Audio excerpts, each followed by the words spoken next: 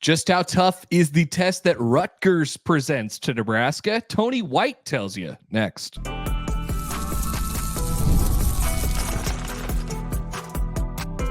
You are Locked On Nebraska, your daily Nebraska Cornhuskers podcast, part of the Locked On Podcast Network, your team every day. Good morning, and thanks for making Locked On Nebraska your first listen every day. We are free and available wherever you get your podcasts and on YouTube, part of the Locked On Podcast Network, your team every day. And today's episode is brought to you by Gametime. Download the Gametime app, create an account, and use the code LOCKEDONCollege for $20 off your first purchase. Okay, hello. It is Wednesday. I'm Mitch Sherman from The Athletic. Connor Happer of 1620 The Zone is with me. Most important aspect of Nebraska's Tuesday media availability, Connor, as the Huskers point their ship toward Rutgers coming into Lincoln on Saturday, 3 p.m. on FS1. Well, we heard from Marcus Satterfield, the offensive coordinator. He was very businesslike, I would say, spoke for about 4.5 minutes. Not a whole lot of expanding on his thoughts, but offense has got some things going for it that worked well in the Purdue game. So he's just ready to get back into the film room or into the offensive meeting room and keep drawing up unique plays for Ja'Cory Barney. I think that's the staple for the Nebraska offense at this point. We also heard from Dylan Raiola. We heard from several players. We heard from Tony White, and that's kind of where I want to go because I want to ask this question. Kyle Monangai, the Rutgers running back, is he the most dangerous offensive player that Nebraska has faced this season? And I fully recognize that Nebraska played Travis Hunter, who's my current Heisman Trophy #1 pick, and Ceyair Sanders. But listen here to what Tony White, Nebraska's defensive coordinator, had to say about the Rutgers running back. He's probably the best one we've seen to date. You know, contact balance, vision. I mean, the guy, he just does not stop his feet. And the really neat thing about him is you see him and he gets his yak yards are ridiculous. I mean, he's getting hit at 2 and 3 yards, and then when they spot the ball, you know, he's gained 6 and 7. You know what I mean? So that's between falling forward, breaking tackles, the old lineman hitting the pile forward, all that kind of stuff. They really do a really good job at finishing plays. Ridiculous yak yards. It sounds cool when you say it that way. Okay, so to answer, sorry, my hat got in the way there. To answer your question about is he the most dangerous offensive player? No, he's not. But is he the most dangerous running back that they've faced so far this year? Yeah, and he might be the most dangerous running back they face the entire year. I mean, he is what their offense is. I know Ohio State's going to have a lot of guys, and they have really, really talented players. But I mean, this guy led the Big Ten in rushing last year. He was one of the 2 backs to go over 1,000 yards a year ago. Like this, he is the sun to them, right? Like other offenses, you'll see it's the quarterback or it's whatever else. Like, no, this is the guy. So he needs to run well every single game in order for them to have a chance. And guess what? He usually does. So yeah, he's super dangerous. So let's break this down a little bit. I think he is the most dangerous offensive player Nebraska has faced this season in the context of what he does within his offense and what his offense can do to Nebraska. So Colorado, when it came in to Lincoln, it was a struggle. I don't think that the Buffs were going to get untracked. And I mean, you saw it was 28-0 at halftime. That situation, even with Ceyair Sanders and Travis Hunter, who are more athletically talented, more gifted than this Rutgers running back, that didn't have as likely of a chance of working against Nebraska on that day as the impact that Kyle Monangai could have against Nebraska on Saturday, if you understand what I'm saying. Like, I think that he, within this Rutgers system in this game against this Nebraska defense where it's at today, there's more of a chance that he's going to do damage and their plan is going to work than what Colorado brought with Travis and Ceyair. So basically you're saying it's more based on where Nebraska's strengths and weaknesses like. So you're Sure, and what Rutgers sees, and how well put together Rutgers is, like knowing who it is and what it does. That's okay. That's absolutely true. They definitely have a really good understanding of what they are. I don't know though. Like where do we stand on Nebraska's defense against the run? It wasn't pretty against Illinois. It was shaky against Northern Iowa, and it was a lot better against Purdue. So maybe let's do a status update on that, Mitch. Where do we stand on Nebraska's defense against the run? I still don't think it's like where we thought it would be. I still don't think that it's like top third of the Big Ten. It's all right. I feel like backs are getting room to run within the first two levels of Nebraska's defense that I didn't see as often last year. And I think part of it is that Nebraska is focused on creating turnovers, and there's not as much focus on solid tackling. So they addressed that somewhat against Purdue, but you still saw some moments where Maccabee and the other back for Purdue were Reggie Love. somewhat slippery. Yeah, Love. Were somewhat slippery and just, okay, when I saw the play start to develop, I thought it was going to be a 1 yard gain or no gain, and they end up getting 4. So if you play that way against this guy from Rutgers, you're going to look up in the third quarter and he's going to have over 100 yards. Yeah, I would say this. This is the type of Rutgers is the type of team where if they're not run like they're one dimensional sort of by design. And if that one dimension's not working, then it's going to be trouble for them on offense. Now, I don't think they have too big of a problem with that because they trust their defense and they're willing to sort of like drag you into the mud and do that whole thing and take you into the 3 quarters and 4 quarters games.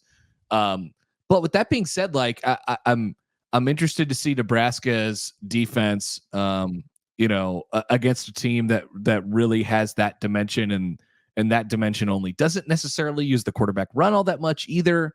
Although I think they're probably a little capable in that category with Callie McManus, who we've seen over the last couple of years in Minnesota. So I don't know. Like I think Nebraska has a pretty dialed in, idea of what they're going to give them. Anybody who's playing Rutgers would. And so I'm curious to see how Nebraska's defense sort of comes out and attacks that, because I think they could load up and say, all right, you're not going to run on us today. Try and win your game somewhere else. Like it's all, I think it's all like contextual on how you play in an individual game. And it's just, it's just harder to defend some teams because they have more options. Hell, it's harder to defend Nebraska because I think they have more options and sort of how to beat you as well. So can you win the physical game up front? Like, can you win that?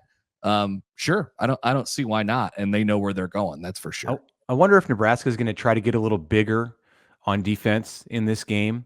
So you can look at the jack linebacker spot where you have MJ Sherman and then Prince Will, and Prince Will's the guy that you play a lot when you're playing Colorado, and they're going to throw it 47 times. And MJ Sherman is the guy who you use, I think, when you're playing Rutgers, and their primary focus is to pound you on the ground. So that's a spot just right off the bat where you can get bigger. The defensive end spot, Jamari Butler's spot, like Jamari has turned himself into kind of a run and pass defender. You probably won't see James Williams as much. I'll be interested to see like Ty and Nash end up getting more reps. Kai Wallen, he comes in some in Elijah Judy in some situations. I'll be interested to see how they shuffle that in and out. On one hand, you want to play your biggest, strongest guys, but at the same time, you have to recognize that Rutgers' plan is going to be to grind things out and have long drives, and you don't want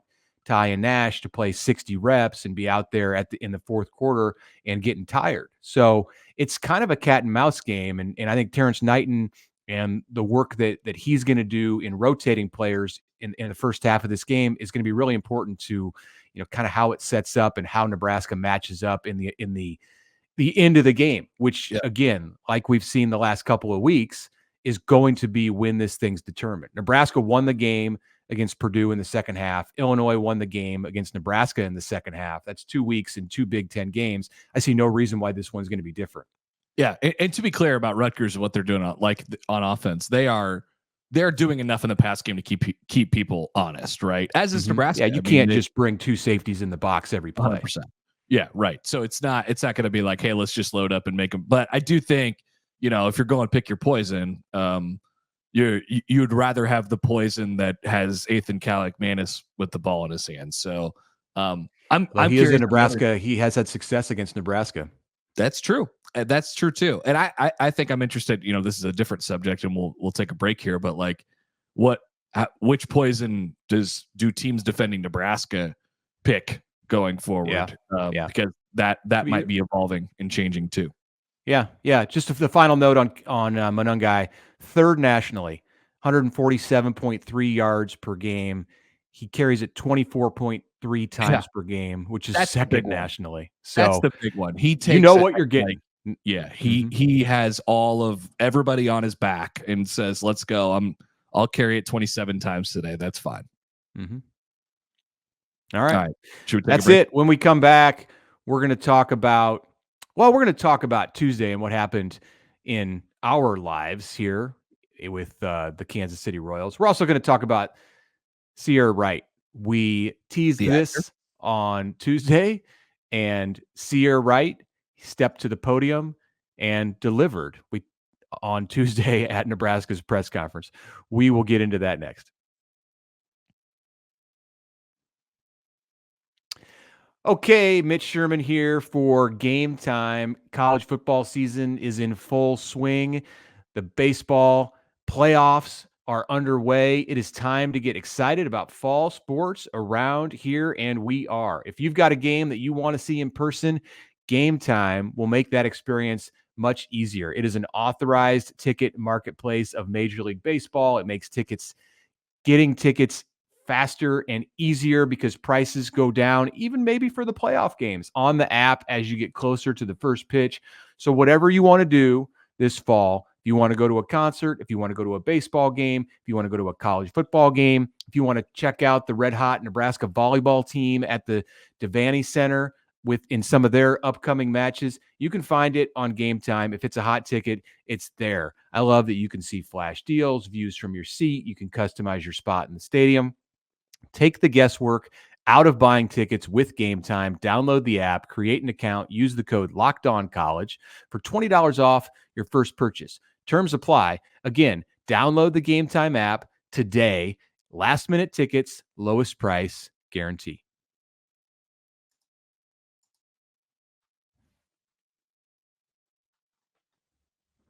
All right, welcome back. Connor Happer and Mitch Sherman with you here on the Locked On Nebraska podcast. Appreciate you guys subscribing, tuning in. Keep doing that on YouTube. Leave a comment in the comment section. Still got the mailbag shows coming up this week, so continue to leave notes for that. Yeah, we'll get back on that grind this week. Yesterday in our lives, the Royals won. That's really that really took over everything. I was holed up at DJ Sokol Arena getting ready for Creighton and Marquette volleyball, just watching the game on my laptop. And, I was worried because I had to, start doing my job that night last night at about 5:50. And I thought, boy, I don't know if I'm going to get to that point. The game was over about 15 minutes before that. It worked out perfectly. The Royals won 1-0. And there was much stress to be had. It just brightened my whole day. I was so happy after that. It was happened. great. Playoff baseball is absolutely absurd. Every pitch, it just like your life could end on that pitch, or it could like be the best thing that ever happened. It's insane, and it's so much different from regular season baseball. Bobby Witt Jr. getting it done. Yep. Cole Reagans. Whew. Hopefully some more today on Wednesday. Nail biting time in the postseason. So just great that it's happening. Okay, so also on Tuesday in Lincoln, Ceyair Wright, he did come into the media room. And Connor, we talked about this on the show on Tuesday before I headed down to Lincoln for the media availability. For some background, Ceyair Wright, Nebraska's corner, who has been emerging the past 2 weeks with the injury to Tommy Hill, he appeared in Space Jam: A New Legacy, playing LeBron James' son. He has also appeared in several commercials and music videos and was involved in productions such as Two Broke Girls. I believe you're familiar with that. Okay. I know it existed. Yes. Okay. You saw some ads during NFL commercials in the past years. Training Day, which, as we've learned, is not the movie that starred Denzel Washington, but some sort of a television spinoff of this production. Yeah. Bill Paxton was in it, apparently. Right. So not the one with Denzel and Ethan Hawke. All right. Life in Pieces, Instant Mom, Grownish. So there's much to discuss with Ceyair Wright about his life in Hollywood and his time at USC before he got to Nebraska, and then everything that he's done at Nebraska here over the past 2 weeks, really helping the secondary through a time that could have been pretty difficult without Tommy Hill, the Huskers' best cover corner. Close to getting a black shirt is Ceyair Wright, Tony White said. So, we could have spent 15, 20 minutes with him, but as it turned out, we had 3 minutes. That was the directive from Keith Mann, Nebraska's media relations director, when Ceyair entered the room. He has to get to class, so we want to let you talk to Ceyair, but it's going to have to be very quick. And immediately, I am stressed. How are we going to get this question out? We discussed it Tuesday on the show about the proper way to be able to introduce this topic with Ceyair. What do we do? How are we going to get into this discussion and still be able to talk about football? Should we lead with it from the beginning? Here's how it went on Tuesday. I'm going to play the video right now. Are you still involved in acting? Are you doing acting stuff right now, or are you taking a break from that? Yeah, I've taken a break, you know what I'm saying? I'm in Nebraska, so I ain't going to be filming nothing out here for real. It's slim pickings for sure. Your teammates been interested in that in the months that you've been a part of this thing. Yeah, I feel like it's something that's not of the norm for a lot of the people here. So they've asked me questions about it, and it's cool to be able to talk about it. You know what I'm saying? Because it's just something new. Like being in LA is kind of something that's not really out of the ordinary, but out here it definitely is something that's a topic of conversation sometimes. All right, so we need more. We need more time with Ceyair. What did you think of that? I am interested in the idea. He brings up a great point and a perspective that I've never thought of before. In LA, if you go to LA, everybody's just an actor. You tell somebody that you're an actor and you say, Is that right? That's cool. I'm an actor too. It's like I don't know. It's like a person who works for an insurance company in Nebraska or something like that. Like we had, oh, you work for an insurance company? I do too. That's amazing. That's that's the conversations that are happening in LA. So it's only weird to us because he's the only person who is here who's an actor. It's an interesting perspective that I'd never thought of.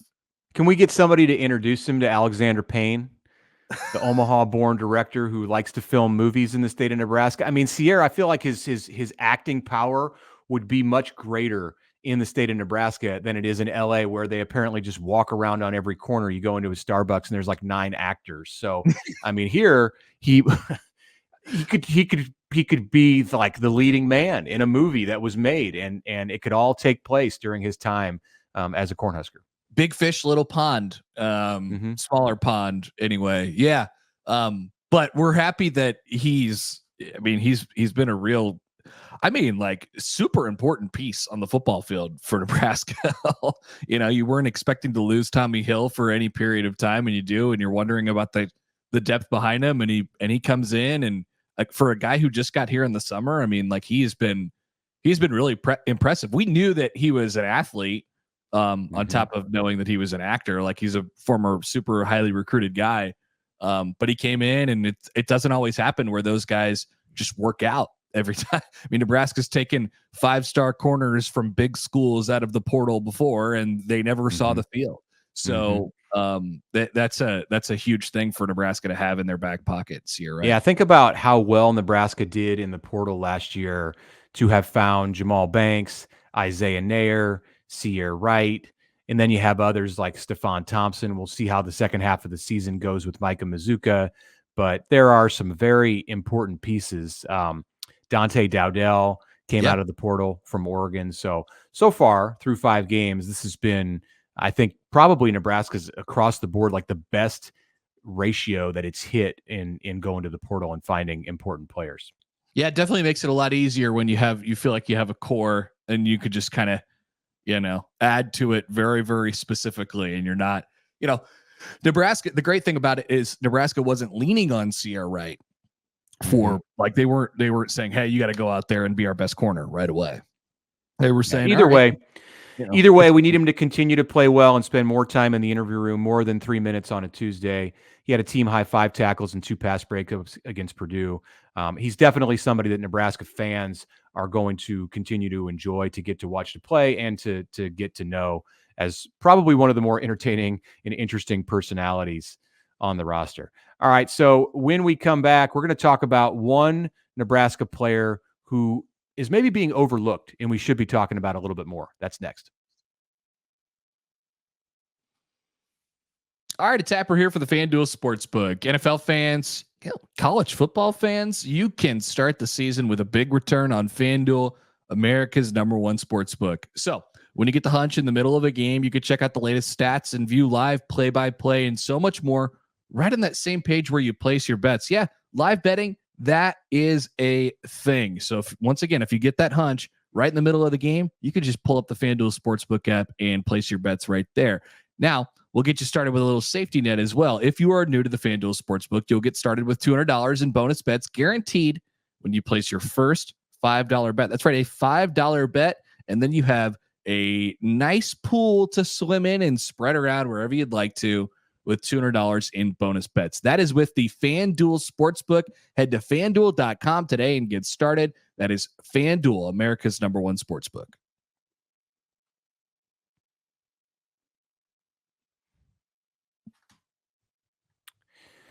Back for segment number 3 on this Wednesday in October. I'm Mitch Sherman from The Athletic. Connor Happer of 1620 The Zone is right here alongside me. And Connor, I listened to your show while within range of the radio beacon on Tuesday during my drive from Gretna to Omaha to Lincoln. That's kind of becoming customary now here during football season. And you were bantering with some of the other guys about candy, and it turned into a conversation about movie theaters. Mm-hmm. And I almost wanted to call in because you guys had some thoughts. I believe you were talking about Sour Patch Kids, and I wanted to know if you've tried the new, this is not an ad. I wanted to know if you've tried the new limited edition Fun Park Mambas. How does that sound to you?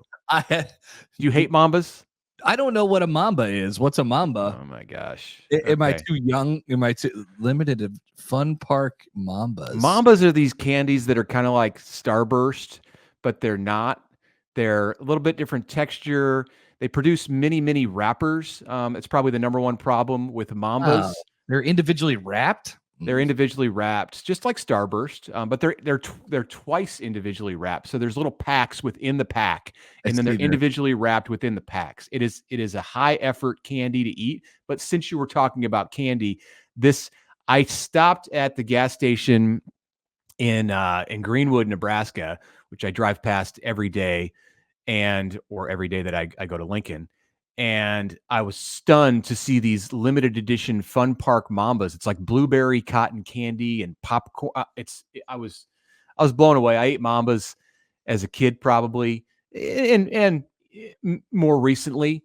But if you don't know about them, then it's not really much of a conversation. I'm not I'm open to it. I'm gonna get you some I'm gonna get you some Mambas. I think your world might be brightened a bit. I'm not closed off to the idea of the Fun Park Mambas. They look, now the high effort is a little, like do we really need to have them all individually wrapped? I say the same thing with Starburst, by the way, too. But no, I am very open-minded as it pertains to like sour candy, or just like, so I'm not a huge chocolate guy, so I'll try whatever is, in the candy sphere, like that strays to that side. I'm with you on the sour stuff. And these Mambas aren't sour, but there's something about them. And this may be a very controversial take. Like, people might hate Mambas. I don't know. I like them. And They have these really good ones that are located in Ashland.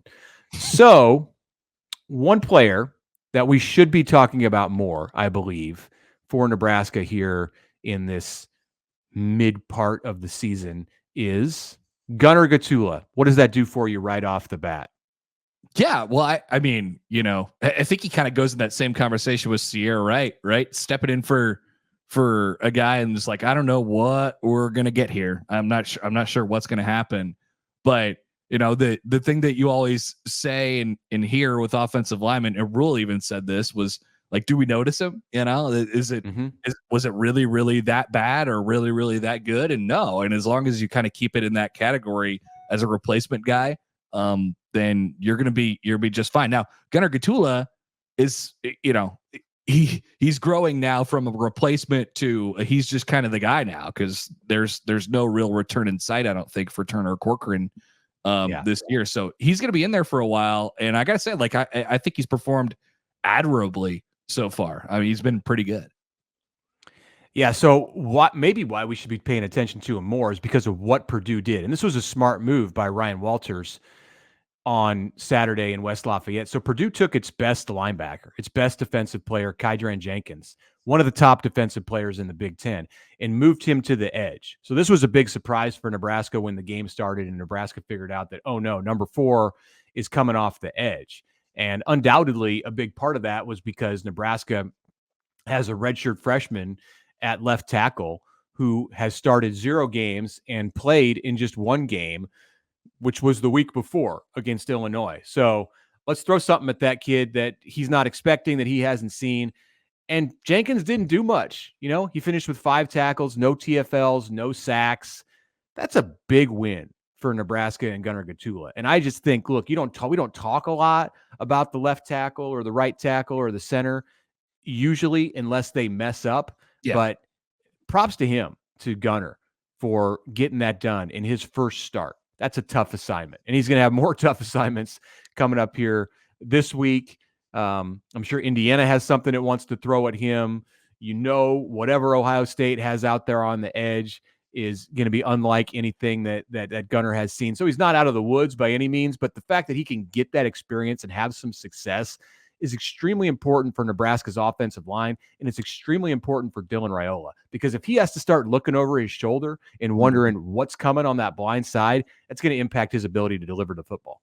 And on that, I mean, on passing stuff, the pass pro has been, I mean, he was clean. He was walking around back there on Saturday against Purdue. So, I mean, they were not bringing extra pressure. I don't know what they were thinking there, but right. Jenkins, I think maybe they thought, hey, we put Jenkins out there on the edge and that's going to be enough to generate some sacks. It wasn't.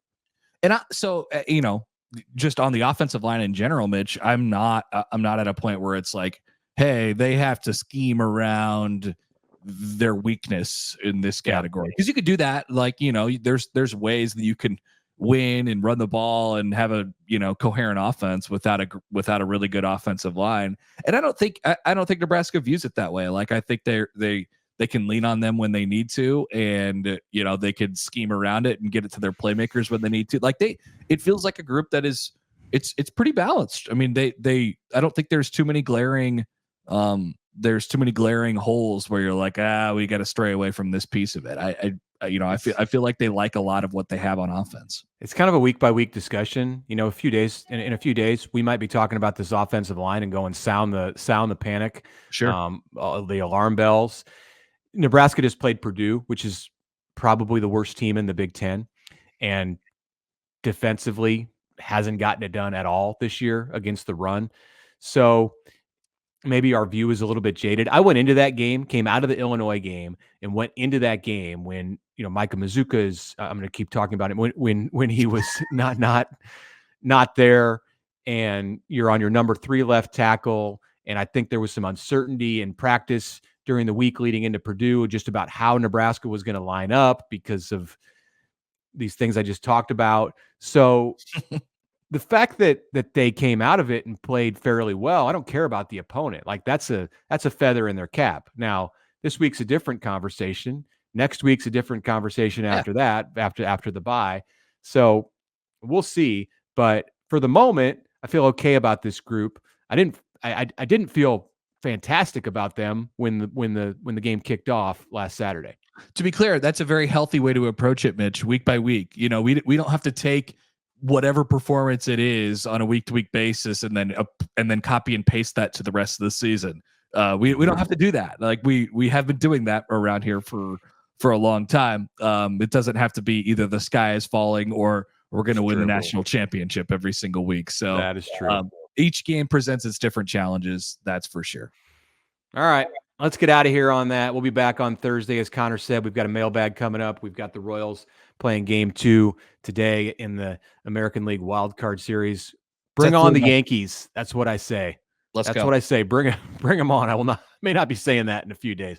So, all right. Thank you for making the Locked On Nebraska podcast your first listen today. Now go check out the Locked On College Football podcast. Spencer McLaughlin has everything you need to get you through week 6 of an exciting season. You can find the link to Locked On College Football in the description, so you don't need to do a search. It is part of the Locked On Podcast Network, your team every day.